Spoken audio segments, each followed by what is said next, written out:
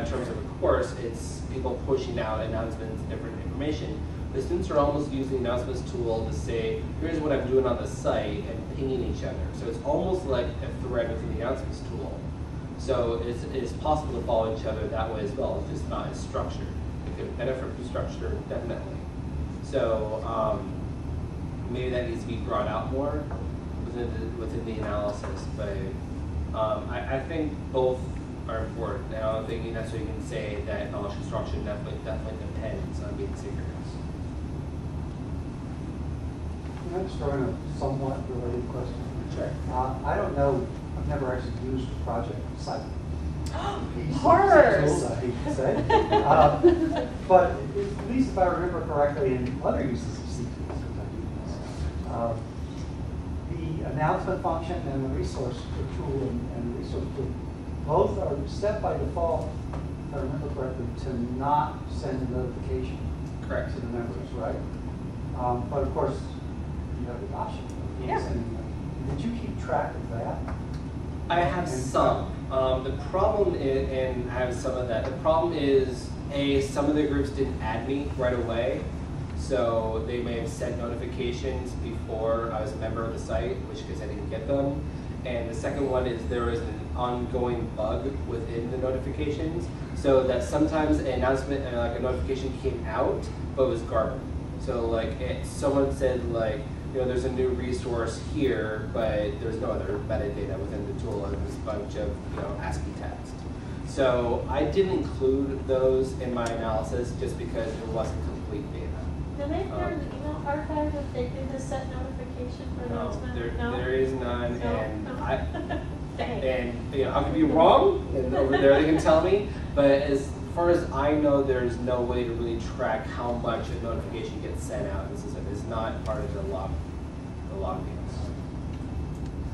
It seems to me that could be a useful piece of information. Yeah. If you're thinking about the students' complaints, for example, about the clunkiness of the system. If they didn't bother to send notifications to their colleagues that they had just uploaded something. Right, and then if they didn't just go look at the site, they went to. They would know. Yeah. That's right.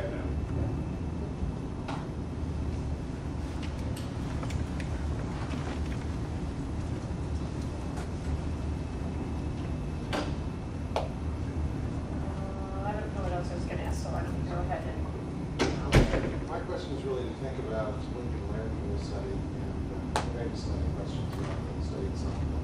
Part of my challenge in reading this is that it seems a little bit of a stretch to call NC tools a learning management system. It seems to be more a teaching management system. I think actually some of the data sort of supports that.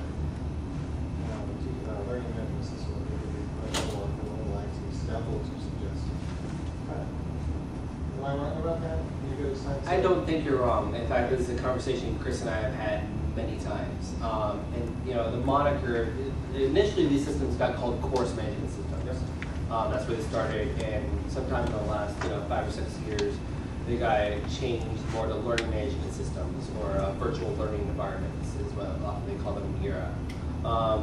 And the assumption is that learning is going on in these. And I think learning does happen when it's properly scaffolded and supported, which is the dominant use that happens when these are in a course system, course-based. So you're an instructor, you have your students, you help scaffold their online discussion and what they do within the site.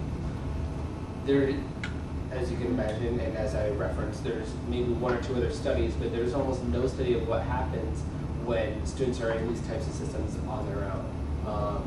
And part of that is a legacy that we help introduce here in Michigan, but it's also, you see it increasingly more examples.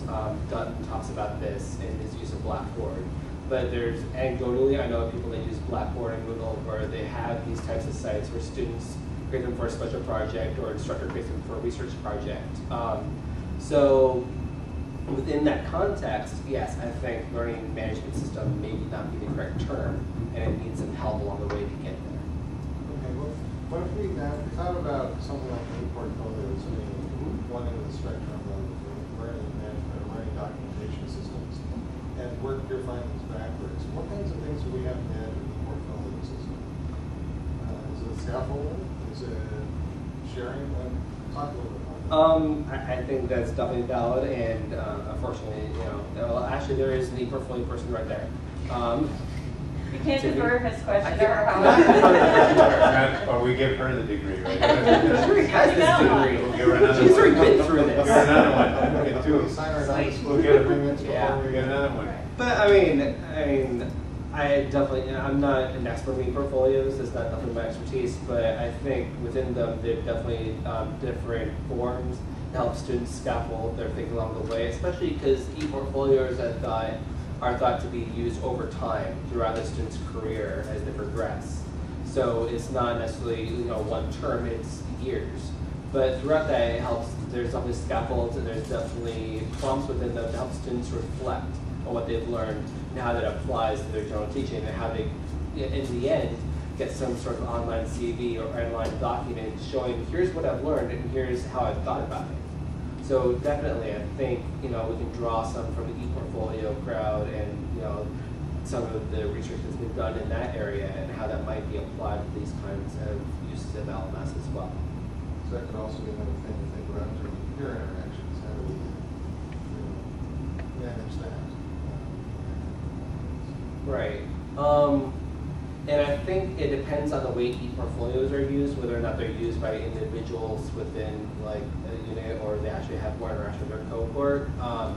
At least in the conversations I had, I haven't heard a lot about interaction between students in terms of e-portfolios, but I could be wrong in that respect. Do they use it pretty individually? We're both models for it. Okay. Yeah, depending on the program. So again, I think some of the things that I've discussed in my dissertation can definitely be applied both ways. But building on that, we know every semester there's more and more project sites. Mhm. And we know that a large percentage of them, majority of them are set up by students. So if they're not learning anything from using them, or they're not helping their learning from using them, why are they there? Why are they using them? Well, I think there's a variety of reasons why they're there. One of them is just pure convenience. They're already within the system, and it's easy because all the courses, 99% of students, as we know, are using the system for at least one course, if not more. So it's really easy to say, oh, I'll create a project site and we can at least dump all our files there. Very often, it was really interesting in the focus group interviews, students would talk about, and I think I mentioned this in my study, that one group actually came to the project site late because they were sharing things across an email and they kept losing things. I would send them a file, did you get it? Oh no, did you get it? So it's easy just to keep things, at least files, and you can see that 50% of their use is file management on the systems.